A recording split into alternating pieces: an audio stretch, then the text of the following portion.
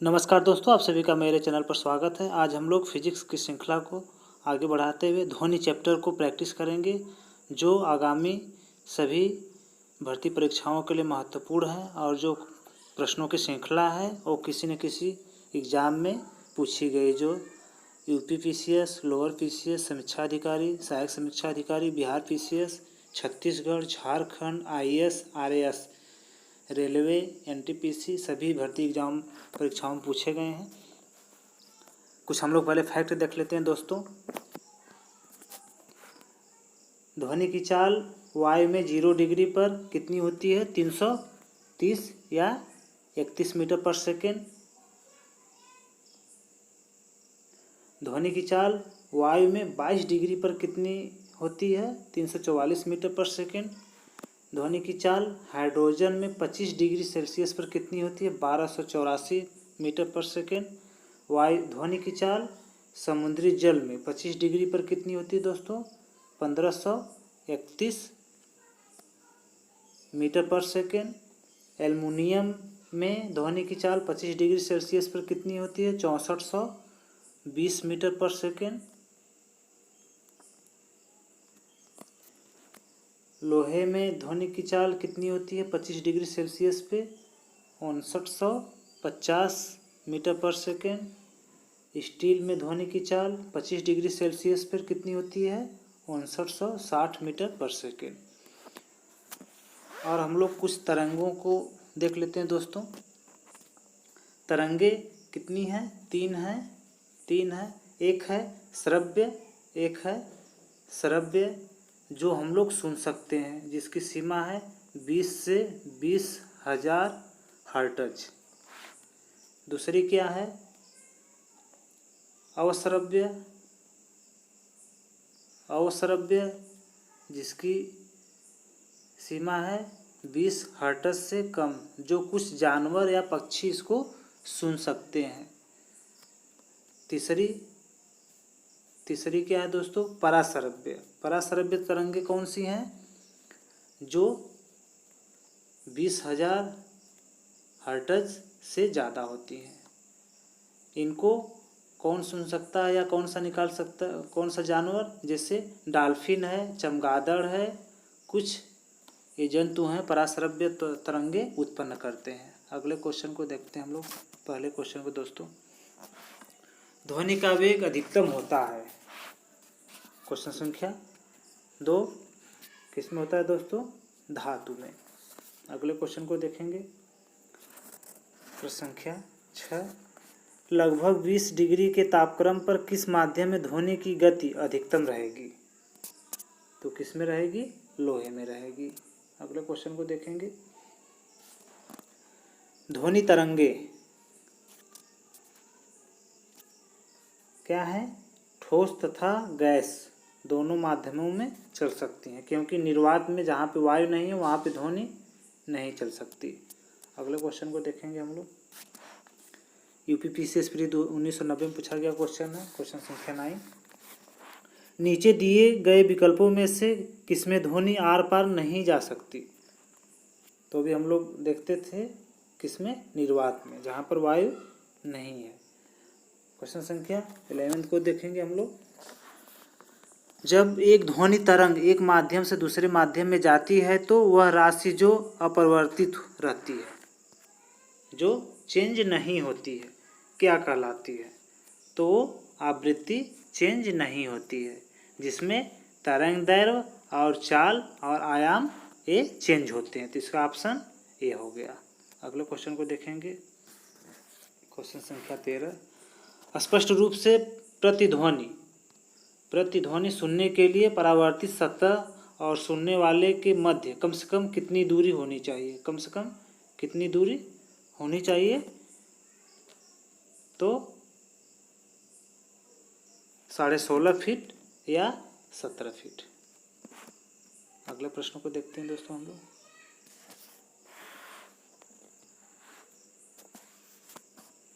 इसमें कुछ हम लोग फैक्ट देख लेते हैं।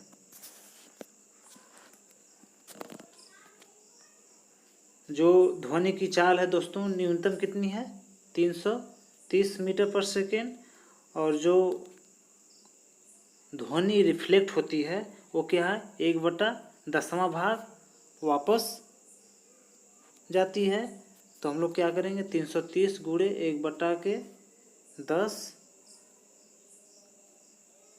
तो हो जाएगा 33 मीटर। अब सुनने के लिए श्रोता और ध्वनि उनके दोनों के बीच में न्यूनतम दूरी क्या है, 33/2 बराबर 16.5 16.5 या 17 मीटर। अगले चलिए दोस्तों क्वेश्चन संख्या 16 को देखते हैं। चंद्रमा के धरातल पर दो व्यक्ति एक दूसरे की बात नहीं सुन सकते, क्यों? क्यों नहीं सुन सकते? चंद्रमा पर वायुमंडल नहीं है, ऑप्शन बी। अगले क्वेश्चन को देखेंगे, क्वेश्चन संख्या 19 देखेंगे। पराश्रव्य तरंगों के बारे में निम्नलिखित कथनों पर विचार कीजिए। ये कीड़ों को नष्ट कर देती हैं, सही है। ये कपड़ों से धूल हटाकर उन्हें साफ कर सकती हैं, ये भी सही है। इनका उपयोग बीमारियों के उपचार के लिए किया जाता है, ये भी सही है। ये स्वचालित दरवाजों को नियंत्रित कर सकती हैं, सभी सही है। तो इसका ऑप्शन डी हो जाएगा, उपयुक्त सभी। अगले क्वेश्चन को देखते हैं, क्वेश्चन संख्या 20। पराश्रव्य वे ध्वनियाँ हैं जिनकी आवृत्ति होती है। तो भी हम लोग फैक्ट में देखे थे दोस्तों, जिनकी आवृत्ति 20,000 हर्ट्ज से अधिक होती है उनको पराश्रव्य ध्वनियाँ कहते हैं, जो चमगादड़ आदि निकालते रहते हैं। अगले क्वेश्चन को देखेंगे, क्वेश्चन संख्या 22। एक जैव पद्धति जिसमें पराश्रव्य ध्वनि का उपयोग किया जाता है। डॉक्टर लोग पराश्रव्य ध्वनि का उपयोग किस लिए करते हैं दोस्तों? सोनोग्राफी या अल्ट्रासाउंड। अगले क्वेश्चन को देखेंगे, क्वेश्चन संख्या 23। चमगादड़ अंधेरी रातों में उड़ सकते हैं और अपना शिकार भी कर सकते हैं, यहाँ इसका क्या कारण है? तो वे क्या करते हैं दोस्तों, वे पराश्रव्य ध्वनियाँ निकालते हैं और उन्हीं को निर्देशित करते हैं, इसलिए वो गमन कर लेते हैं रात में। अगले क्वेश्चन को देखेंगे, क्वेश्चन संख्या 25। पराध्वनि जेट की उड़ान के कारण क्या होता है? क्या होगा दोस्तों? ओजोन लेयर जो है उसमें जो O2 है, O3 है, जो ओजोन लेयर है उसमें बाधा होती है। यदि ओजोन लेयर बाधित हो गई और जो भी प्रकाश यदि पृथ्वी पर आ गया तो कैंसर जैसी बीमारियों को पैदा कर सकता है, जो अल्ट्रावायलेट किरणें होती हैं सूर्य की। अगले क्वेश्चन को देखेंगे, क्वेश्चन संख्या 28 को देखेंगे दोस्तों। डेसिबल इकाई का प्रयोग किया जाता है, तो किस लिए किया जाता है? ध्वनि की तीव्रता को मापने के लिए किया जाता है। कुछ फैक्ट हुए, कुछ फैक्ट दोस्तों हम लोग देख सकते हैं। एकदम फुसफुसाहट व्यक्ति की डेसिबल कितनी होती है? 15 से 20। साधारण बातचीत में क्या कितनी डेसिबल होती है दोस्तों ध्वनि?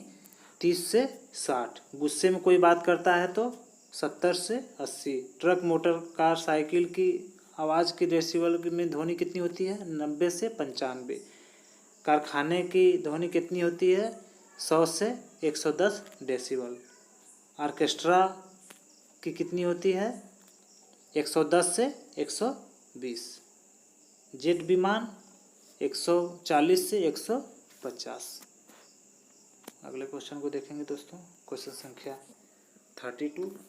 विश्व स्वास्थ्य संगठन के अनुसार एक नगर के लिए सुरक्षित ध्वनि प्रदूषण स्तर क्या है? क्वेश्चन संख्या 32 कितना है दोस्तों? 45 डेसिबल, 45 डेसिबल। अगले क्वेश्चन को देखेंगे, क्वेश्चन संख्या 34।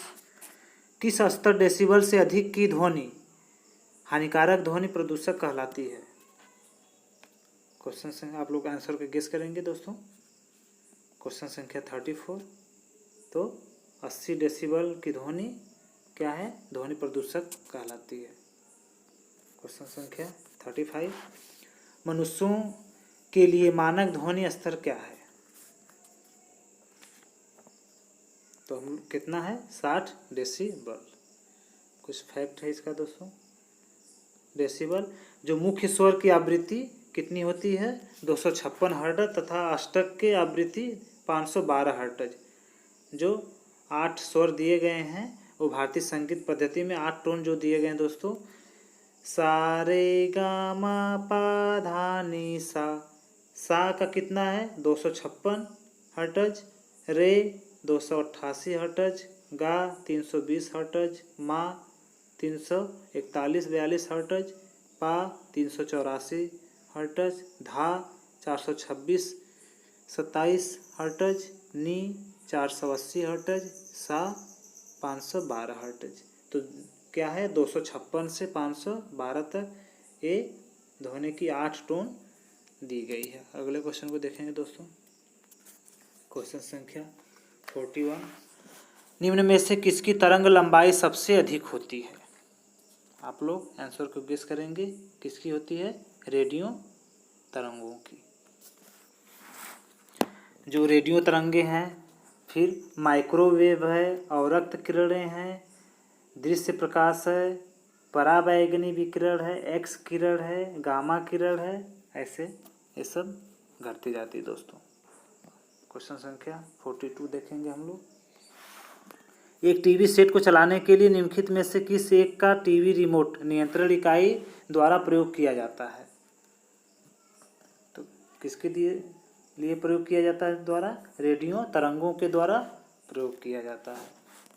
अगले क्वेश्चन को देखेंगे हम लोग। क्वेश्चन संख्या 49, टेलीविजन प्रसारणों में श्रव्य संकेतों को प्रेषित करने के लिए प्रयुक्त तकनीक है। 49 कौन सी तकनीक है दोस्तों? आवृत्ति आरोपण। अगले क्वेश्चन को देखेंगे। एक रेडियो स्टेशन से 30 मीटर है, इस स्टेशन द्वारा प्रेषित वाहक तरंगों की आवृत्ति क्या है? तो इसका ऑप्शन गेस नहीं करना है, इसको सॉल्व करना है। सॉल्व कैसे करेंगे चलिए आइए देखते हैं। क्या है दोस्तों? आवृत्ति n इक्वल टू C/I है। तो C क्या है? प्रकाश की चाल है।